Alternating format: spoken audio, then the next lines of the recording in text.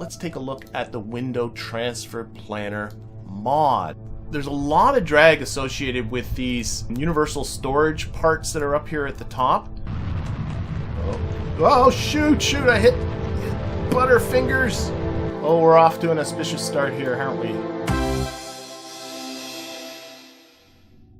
Hello everyone and welcome. Mike here with the follow-up series to Persistent Presence. So this is going to be series 2, picking up right where the previous series left off. And just to remind folks what was going on in the previous series, I started with the Unkerbal Start mod and Kerbalism and Kerbal Construction Time and a whole plethora of other mods as well.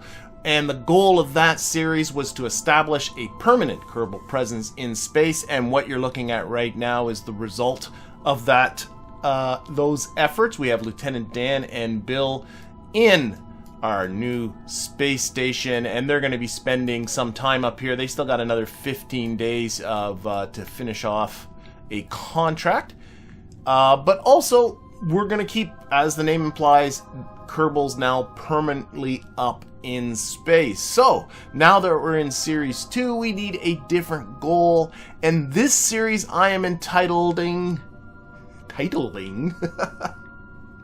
Destination Duna. Not just Duna, but also Eve. We are aiming to put something down with Kerbalism installed. Putting Kerbals down on either Eve or Duna might be a little bit too ambitious at this point on the tech tree, but definitely want to put something down on the surface of both of those two worlds. And although I'm calling it Destination Duna, that sounds better than, I don't know, Expedition Eve. Actually, that's not so bad either. But we gotta pick one of them. But we're gonna be going for both of them. That is going to be the goal. Now, the big limiting factor actually is going to be antennas. I do not have a huge selection of antennas right now. My antennas right now can only barely leave the Kerbin sphere of influence. And so what we're going to be working up the tech tree and locking better antennas, probably going to a tier 3 tracking station to get to that point. And don't think that I'm just going to limit myself to that. We will still be continuing to explore Kerbin and the moon and Minmus. Definitely putting Kerbals down on the surface of both of those two bodies is going to be part of the idea. Extending our presence out to those moons, and who knows, doing whatever useful things we can come up with is also going to be part of it. Now, before I go any further, I do want to point out, as some of you probably noticed in the titles that were coming across on the bottom there, I am still in 1.7.3. I tried, oh how I tried to get this save to work in 1.8.1. Actually, it's not so much the save, but the collection of mods. Once I started installing mods and starting the game and testing it and then restarting, the game always hung. I don't think it's the mods' fault. I even got to a point where all I was doing was installing mods that were already updated for 1.8.1. Happened all the time. I actually think it might be more of a Unity clashing with a Windows update. I don't know. I was doing a lot of searching on various forums trying to see if I can identify what was going on, and finally just gave it. I'm just going to stick now. It works in 1.7.3.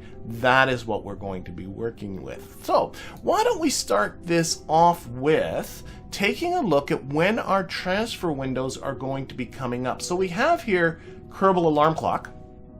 That gives you a rough guess of what's going on, but I also have another mod installed that I've yet to talk about called Transfer Window Planner. It's this very, very brightly colored one over here on the side. Let's first take a look at Kerbal Alarm Clock. It's a pretty easy one to use here. We will just go add, and if you click over here, we're looking at transfer windows, and down here we can start to add alarms on here for these. Where's our next Eve one? Our Eve one is coming up, oh my goodness, 305 days. Well, we're gonna try and get there before that.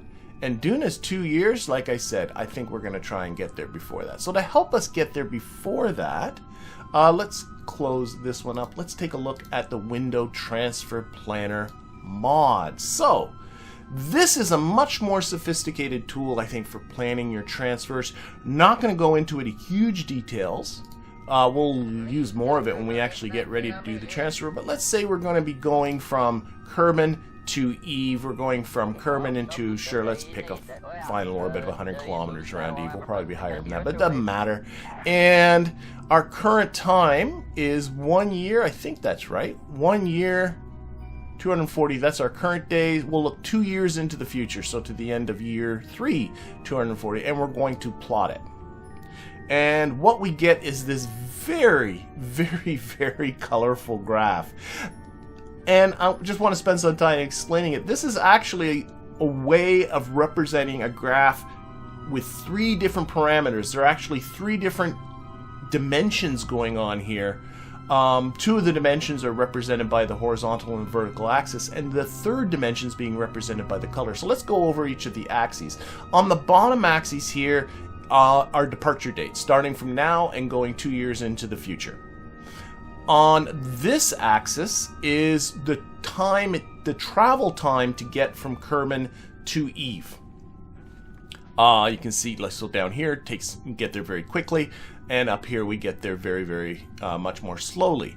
And then finally here is the cost of doing the transfer out to Eve in meters per second. So if we go here, it automatically highlights the cheapest transfer, which is 2,000, about 2,800 meters per second. And that includes both the trans-Eve injection burn and the capture burn at Eve, not counting any kind of aero braking that you might do.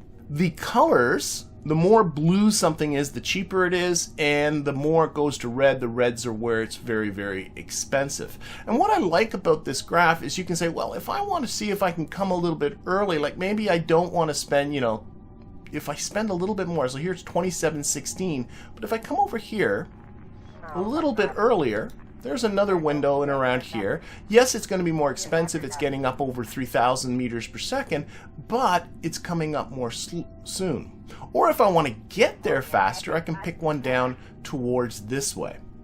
So pretty, sophisticated tool for picking your time. So what I want to do is look at something that's not too crazy into the future. We'll be doing some time warping to get there either way. And try to pick a window here. And I'm not going to do it all on screen right now. I think that's going to be too much. But you can see that we're looking, it's unfortunately pretty expensive. Like this is getting up into the 20,000 meters per second range to do some of these. So we're probably looking at a minimum, if we get into this kind of zone, actually maybe up this kind of zone, we're looking at our departure time being early in the 2nd year. So how far into the future is that? What day is it now? It's day 243. And a Kerbin year is 426 days. So still a couple of hundred days in the future for us to get to our Eve. Let's take a very quick look at Duna. And plot it. Gotta hit the plot it button. Oh, and we have a Duna window like right now. Unfortunately, that's not very useful, is it? Oh, and if we don't take advantage of this within a pretty short period of time, oh my gosh, our window to Duna is rapidly closing. That is not too far into the future here. How many days I got? I would say I got about 40 days. Can I get something built in 40 days? Well, maybe. If not, it's going to be a long way until we get to our next window. You know what? Title change! Right in the first episode. This is now officially Expedition Eve. We'll for sure go to Eve, but we're going to try our best early on to get to Duna 2. But that's not for a while yet. We'll look at that in the future. It actually does a lot of things as well beyond just what I'm showing there. It can plot ejection angles for you. It suggests inclinations for your orbit, or your parking orbit about Kerbin, that will help you deal with some of the normal components for making the transfer. We'll talk about all that in the future. Why don't we talk a little bit about what we got happening in this episode? Because in this episode, if we open up Kerbal Construction time, got a number of things being built here, and the one I really want to focus on is this low Kerbin orbit supply vessel. This is a vessel that became a spectacular failure at the end of last episode, and I definitely want to launch it. I think that's going to be our main mission today. Launch that. It's got all kind of KAS supplies aboard it, including some nice blinky lights, and we're going to get these to, actually specifically Bill, he's our engineer. Bill's going to get out, do some EVA construction on our station. Give him something to do. He needs something to do. And you can see coming up we have some other missions also on the horizon. The Palm 1 is actually my updated 3-person low Kerbin orbit transfer vehicle, but all of that is into the future. Why don't we get ourselves back to the Kerbal Space Center? Contract complete. Yeah, good stuff. Oh, that gives us that contract complete. Actually, I think I have race for another. Can I pick up another contract? Yes, I can. So let's see what we got happening here. I've reinstalled Giving Aircraft Purpose. Mostly because of the little rescue missions that came along here from the Coast Guard missions here. I like these ways of rescuing some Kerbals rather than the orbital rescues. They make more sense. I got a little bit disappointed that there's only 2 of them.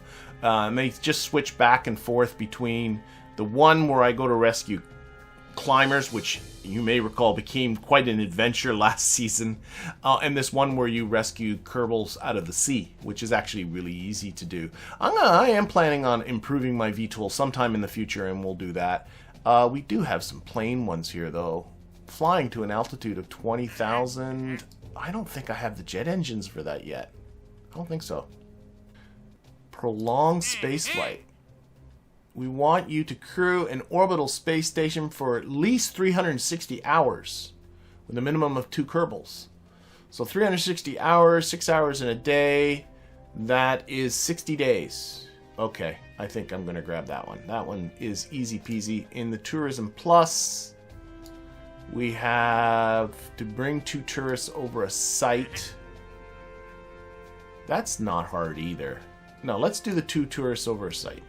Are there any others that I got to worry about? No, that's it. So, 2 tourists over a site. That's what we're doing. Boom. Big payoff, too. Nice. All right. Oh, wait. Hang on. I've forgotten entirely what I wanted to do. What a doughhead. Let's get back to Kerbin Station. We got this little pusher that put the station up here, and I put it into about a 100-kilometer orbit, but I actually would like to put it up into a 120-kilometer orbit. So we're going to raise this orbit a little bit here. We're going to control from here, and we're going to switch on this engine. Definitely don't want to. We got an engine on here too, and these guys will be pushing in opposite directions. Put this on prograde. There we go. And the reason why, let's start this up now. But the reason why I only put it in a 120-kilometer orbit is with the upgrade to Kerbalism for 1.8 that I never did do. But it does change the radiation belts about Kerbin. And so I wasn't 100% sure if 120 kilometers... That's got that. Get out there.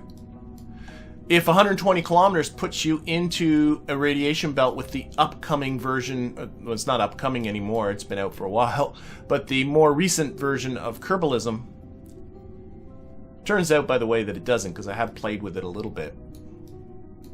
But it's all mute because I'm not going to be upgrading Kerbalism in this series. And I'm really disappointed by that because there's so many great improvements with Kerbalism. The newest versions of Kerbalism, they did a major overhaul. And maybe, I don't know, maybe what I'll do is just do a short series just dealing with Kerbalism. You know, maybe just install Kerbalism and that's about it. And just talk about Kerbalism and how it works. And really try and highlight the There we go. Close enough. But really try and highlight the features in Kerbalism more specifically. You know, let me know in the comments if you think that would be... It'd be a short series, but let me know in the comments if you think that would be a series that'd be worth doing. Okay, we are in a 120-kilometer orbit. Let's shut down the... Oh, no, let's not shut down this engine. This pusher has no purpose anymore. So, let's see. Where do we have... I want to get rid of it. I've so lost track of stuff. Yeah. So, let's take this can here. And this can here. All this other stuff, just turn it off. We're going to transfer out. All I want to do is keep enough liquid fuel and oxidizer to deorbit this little tiny probe, which won't take very much. And then that will free up this docking port for our supply barge that's coming up. No RCS on this little buddy. So he just it's just kind of sitting there. Is there no force on this docking port? I can't see it from here. Okay. Let's just turn. Got a lot of electrical charge, but there's no generation, so this thing will eventually go dead. Okay, little puff on the engine. Oh my gosh, it's still got 1,000 meters per second at delta V. I could have taken out more fuel. There we go, a little bit of puff there. Bye, station.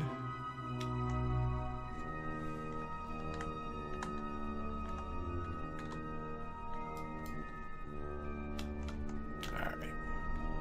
This will just burn up in the atmosphere. Then it's time to get to the launch of our supply barge. Alright, so here it is. This is our low Kerbin orbit supply barge.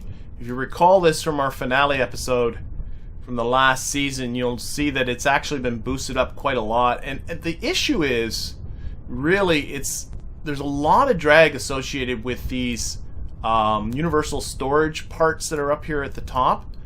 Maybe what I should have done is put a fairing around all of this stuff here at the top. That might have helped actually quite a lot. A little late on that now, though, to think about that.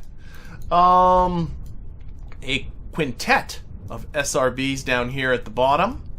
And what we're going to have to do, because there's so much drag up top, and that's what makes this thing aerodynamically unstable as well as inefficient. It's got more delta V than it should need.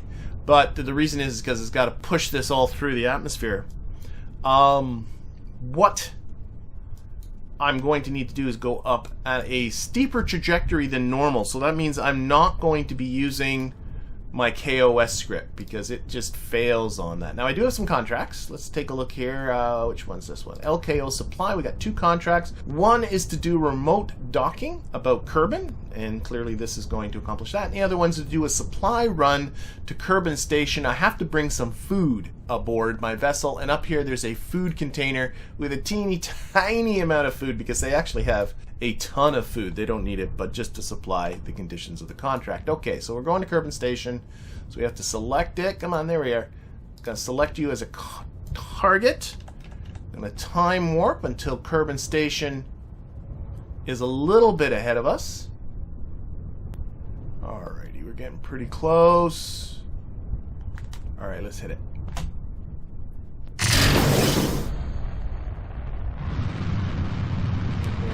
Are off, running on just 2 of these Hammer SRBs. Now I'm going to wait until we're up to a reasonable speed here before I start knocking this over, because I want to come over quite a bit more steeply than I normally would. Let's start doing it now. I also want to keep that heading on 90 degrees. Let's down a little bit further, I think.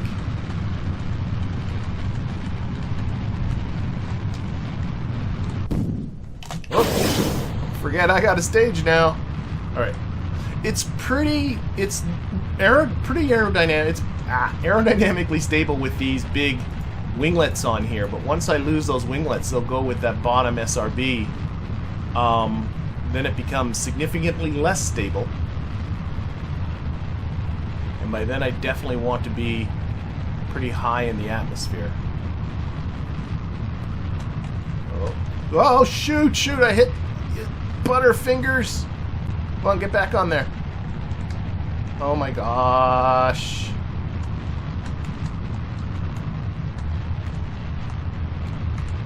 Oh.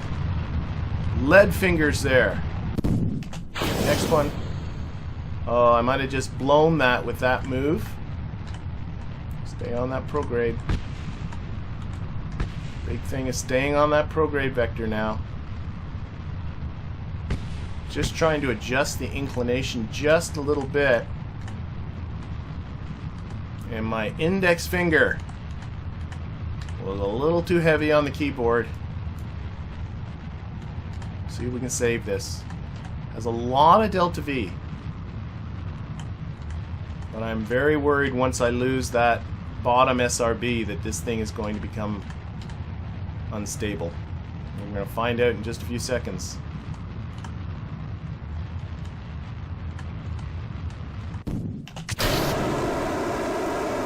This is really just a slight modification of an existing booster. I'm scared. I'm scared. Oh, no, no, no, come back. I do have the tech to build better boosters than this. Seems to be alright. Okay. Our Appalachia is in space. Cut it. Alright. Appalachia is a little over 80 kilometers. Okay. I'm a little excited. You know, I'm going to claim it's not laziness that keeps me with these old boosters. There's just like, there's this inner miser in me that just loves keeping old things working as long as possible. Despite the pain in the ass of it. And what's this stage up here? That's going to lose the whole booster bit. I think. Oh, I do have more. Oh, there's monoprop on this thing. Oh, the things you learn. Okay, this is a big thing. Not big, but this has got monoprop propellant on it. So I am going to lose this lower stage. Okay, I'm feeling better. I'm feeling better. There's more delta V on here than this thing says there is. Oh, it was too long ago that I designed this. Okay. All right, let's stage here. So that gets a bit of cowling. Got rid of that. Okay. And we just want to circularize. All right.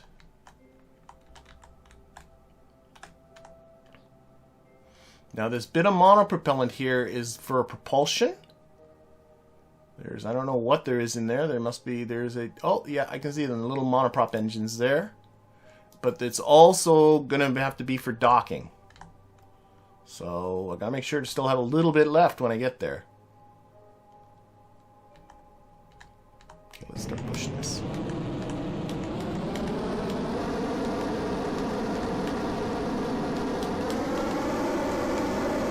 More to get through than I think. Keep that inclination.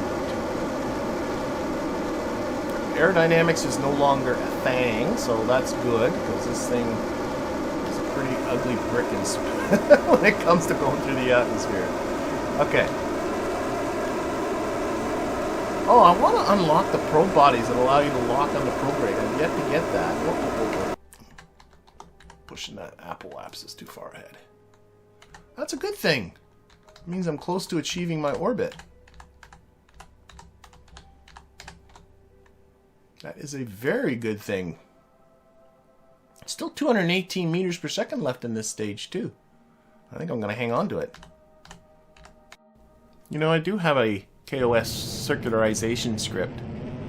All I got to do is say circuit apo, and it would do it. Would have made this a lot cleaner, but, well, thinking about it now doesn't really help. Trying to fix the inclination at the same time. I got the little dipply-doodly. Let's just get this to 80 by 80-ish. There, that's good. That's 80 by 80-ish. 60. I'm going to keep this. I'm going to hang on to this. That's good. That's good. That's good. All right. I'm excited. I'm excited. I'm excited. Do have some solar on here. So let's tilt this onto the normal vector. Get some generation happening. And plan our transfer. I think also, does this deploy? Deploy primary bays. Wah! I love that so much. Do I have lights on it at all? Oh! Oh, okay, that's just a green light up there. I'm pretty sure there's lights in storage. We'll find out when we get there. But the lights are for the station. Okay, okay. Time to plan our transfer. Okay, it's not terrible. Given our... I don't think our relative inclinations, I think, are a little off. 0.4 degrees, yeah. Because of my sloppy ascent, but 20 minutes. We got this burn coming up. Okay. Let's get to that. Alright, this is going better than I thought it would. I was scared of this rocket when I first looked to see what was coming up in the building queue.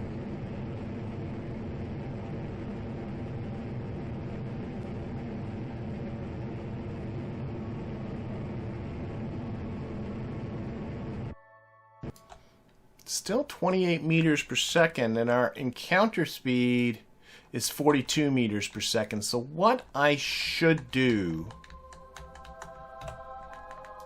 as much as I would like to... Here, let's... Sun's about to come up and I'll show you what I'm talking about. There we are. Much as I would like to keep this and use whatever fuel is left, that means that I will be decelerating, which means when I stage, this back end will be heading towards the station. That's probably a bad idea, so I'm going to stage this right now. There it goes.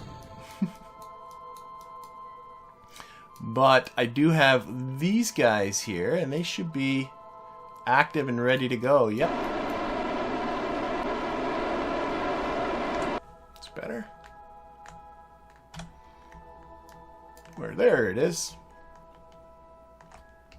Our closest approach is now 1.5 kilometers. Let's push it a little more.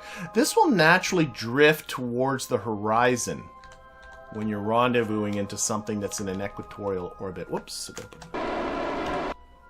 Oh, that pushed it too far. So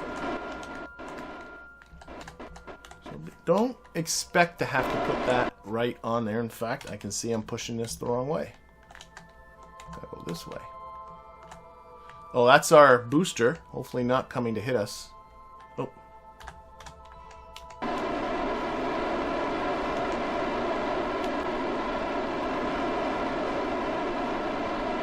Let's get ourselves a little closer before we start thinking about... Oh, I can definitely see I have to come this way. Okay, I'm making this worse. Let's get ourselves closer.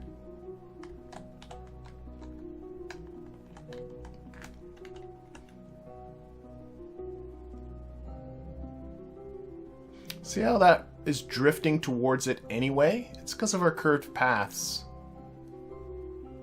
So don't get too upset. I was just too far away when I was doing those corrections.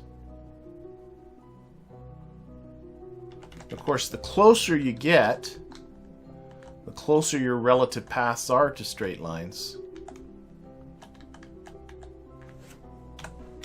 And the more you can just put it right onto that target icon.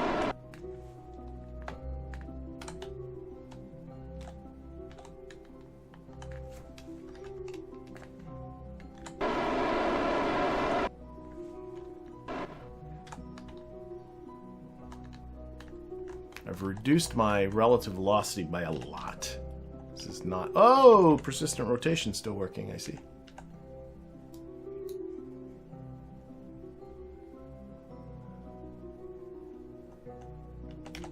Not the most efficient rendezvous I've ever done, that's for sure. And it definitely looks like we're going to be on the dark side. I hate when that happens.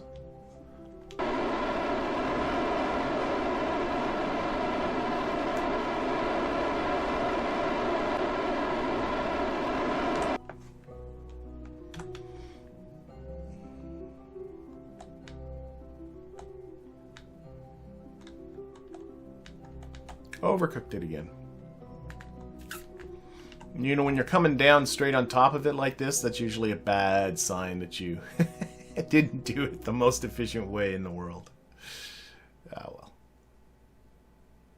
Let's get in. Oh, okay. This is drifting way too far away. Let's get over here.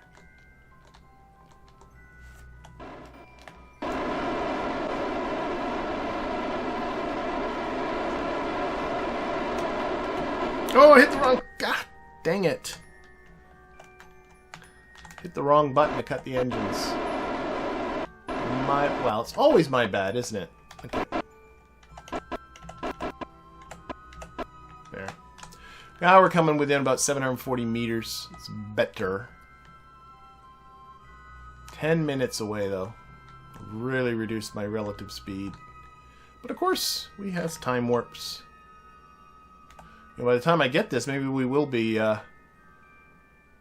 get close enough to do the docking. Maybe we will be back into the light again. Maybe this is all for the best. And hopefully, we'll not make as much of a hash of this. Slow down, in fact. 30 seconds away.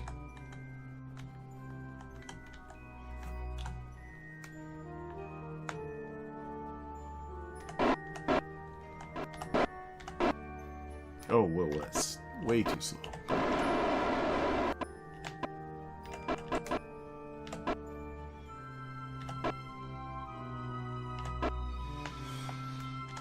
Alright. See the sun thinking about coming up. Goody, goody, good. Our docking port is over here. So let's actually just slow down just a little bit more. There. Start to set this up. So we're going to control from the docking port. Aim the camera over here. This aim camera tool, once they introduced, that's the best for doing all of this. Used to have to sort of try and click on a docking port when it was so far away. It was such a pain. Alright. And where is... I should have... There it is. That little red icon from Nav-Ball Docking Alignment Indicator.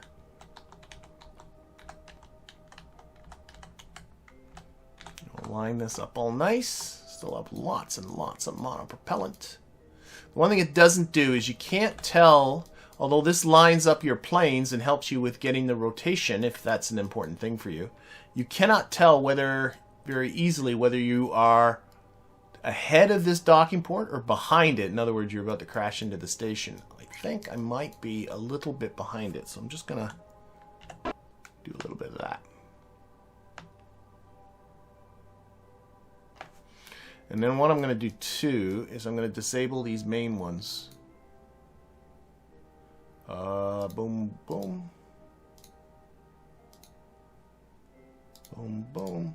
Because they provide too much forward thrust.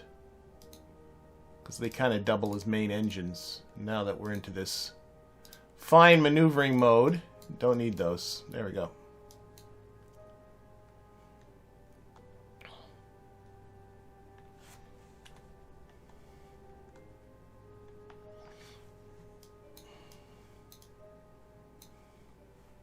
Okay, where is... Oh, I'm starting... You know, I think our alignment's pretty good. I can probably come a little bit forward. There we go.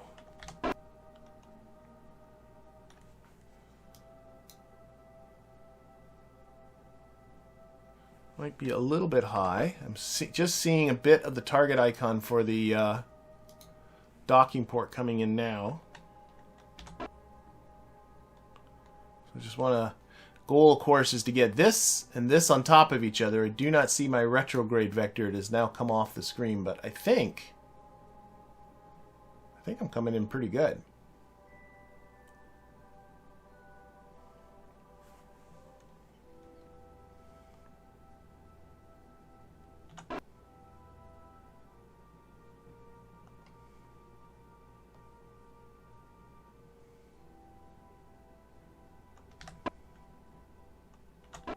Oh, here, I can now got the prograde vector. That helps.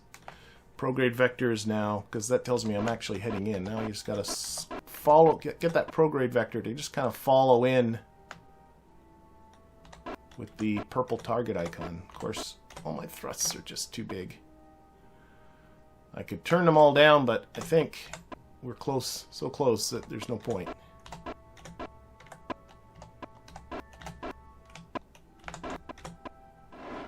Okay, are you on? Are you on? Are you on? Hey, there we go! Alright, and this contract has come green to do the supply run, but this contract has not, and it's not green here for vessel type probe. Well, my vessel type was definitely a probe. I don't know, wasn't it? I think it was. As far as I'm concerned, I've done this.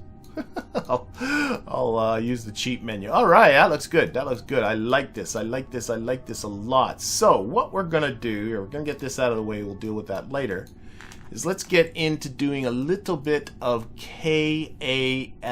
So, Bill is going to do an EVA. He's probably in the hitchhiker can. Yes, he is. We're going to let go. And he has got to go investigate. No, these containers here are KAS containers, I think. Or are they stocked now? I don't know. What's in there? Inventory. There's a book and a wrench. You know what, Bill? You're going to take that wrench. Let's get Bill's inventory out. Can I just... No. Yeah, let's split this. So there's 2 wrenches in there. That's good. How do I see Bill's inventory? Is it this? Can I just pull this into here? Does Bill have a wrench now? I don't know. Inventory. There's an inventory. Oh, wait. I think it's in his hand. No, it's not. Oh. Let's put this back, because I think I just messed something. Oh, that's not working. Okay. It's been so long. Okay. Oh, I think the wrench is just floating there now. Okay, inventory. Wrench. Okay, there's Bill's inventory now. There's a wrench right there. Can Bill just grab it somehow? He should be able to just grab it, for goodness sakes.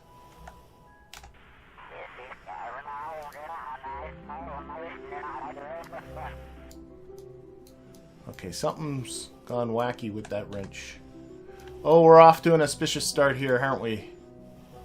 Okay, just ask me to... I can't grab it and drag it.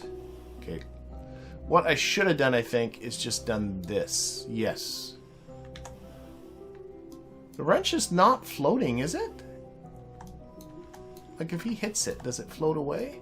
I think there's... Oh, there it goes. Yeah, so it is floating. But he should be able to grab his wrench. What am I doing wrong? There's the KAS manual right here. Oh, Bill, you've already lost a wrench. I can't seem to pick it up. You would think there'd just be a thing there saying, grab it.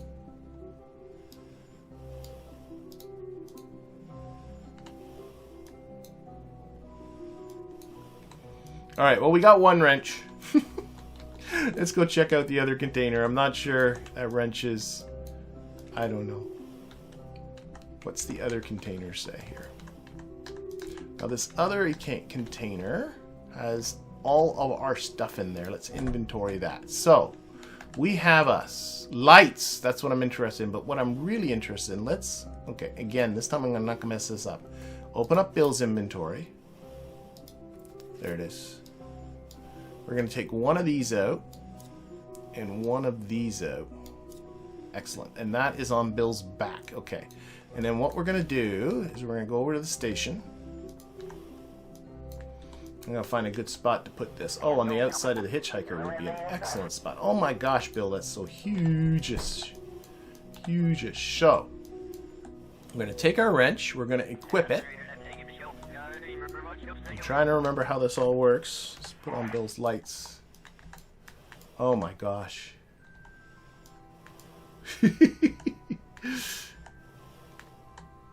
Oh wait, you know what I can do? Let's just get up here and grab... There. That'll help us out. There we go. And now we're going to take this and drop it here. And okay, we got a little menu here. I do not want to drop it. I want to attach, and that's H. So, yes, that worked. And then what we should be able to do is take this container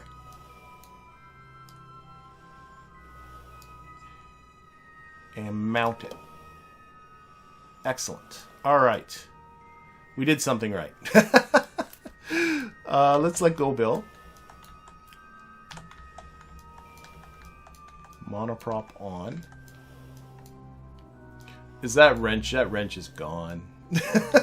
We'll never ever find it again. Alright, we'll get back here. Now, one thing actually to be conscious of with Kerbalism, you do not have an infinite amount of propellant for your EVA packs. It takes the monopropellant from the vehicle. So it's something to be conscious of. Okay, we'll put this on the back, and then we're going to open up this inventory this time, and we're going to use this as a backpack. So we're going to put in one of these. We're going to put in all of these little lovely, lovely, doubly blinky lights into this container. And then we're going to put this container on the other side. All right. There we go. So we got some external supply boxes that we can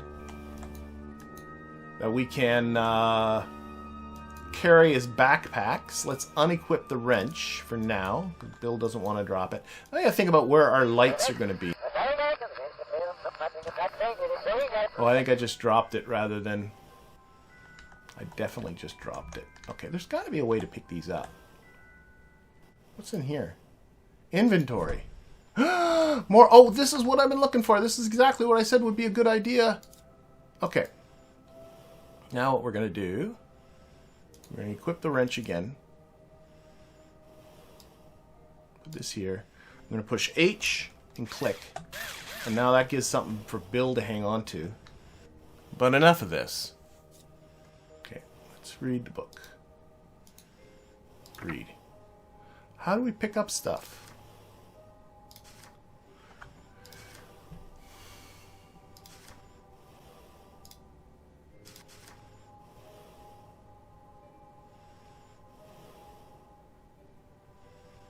Maintain G to grab. G grabs. G grabs. This is why manual is a good thing. Okay, Bill, let's go get that light. Where did it go? It cannot have gone too far. Oh, I got more lights in that container. I got stuff in everywhere. Where'd that light go? I don't want more junk floating around, Bill. Oh, there it is. There it is. I see it. So it's G. And then you can grab it and put it back in your inventory. Oh my gosh. Okay. Okay. Okay. It's coming back. It's coming back. So G grabs. All right. We are under control. Bill's got a handhold. We are good. Okay. Yeah, all it says, I do not know what color this is. I don't think you can tell until you've actually placed them on. So we're going to do this. And now that Bill's not moving around, this makes life a lot easier. You can rotate it with QEWSD, kind of similar to in the VAB. Nope, this one. Yeah, there we go. And in a similar way, I think if you... let's try that. So again, it's H and then attach. Now that is looks very much like a white light, doesn't it? Why can't Bill turn this on? Let's go back to the station. Lights off. Lights on. It is just a great big white light. Okay, back to Bill again. Oh, there's our wrench. How far away is the station? Oh, whatever. It's orbital debris now. back to these lights. They can't all be white, can they? So I'm pretty sure I played with the colors in the... That looks very white too. Are they all white lights? I'm not going to be happy if they are. Okay, there's an inventory can right here. A little sort of a storage locker. What's in there? Those kind of lights. And that... Oh, extra wrenches. I came prepared for dropping wrenches. But those lights are disappointing. I think I changed them in the VAB, but I think when they went into the inventory system, I think they just defaulted back to white. Because you can change the colors in the VAB, and I wanted red ones and green ones, and Bill's just let go. Toggle flash. See, that's just a flashy white light. I mean, that's something. We'll put some flashy lights at the other docking port, and then we'll put one more flashy light by the hatch. Alright, I was hoping for color. Didn't get color.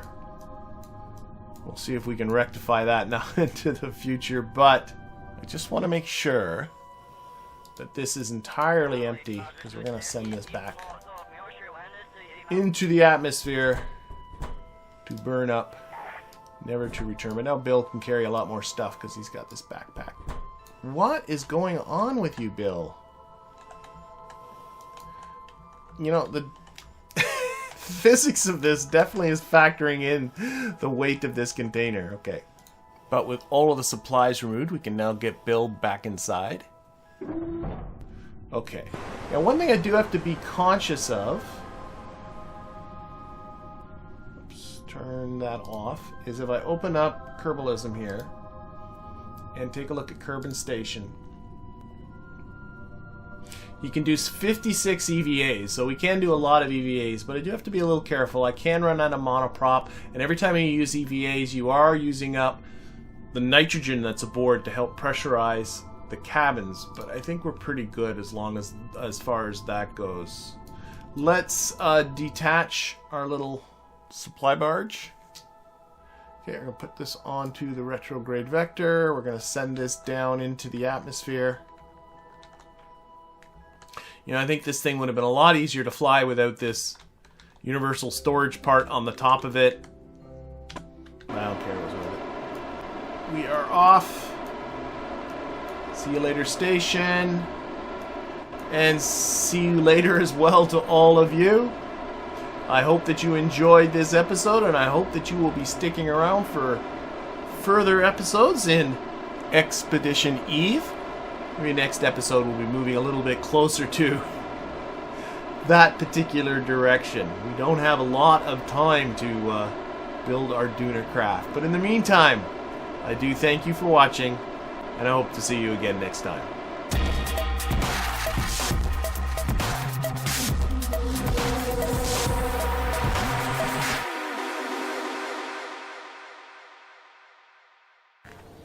Okay, so this supply run contract did fulfill itself. Freeze stride breaking.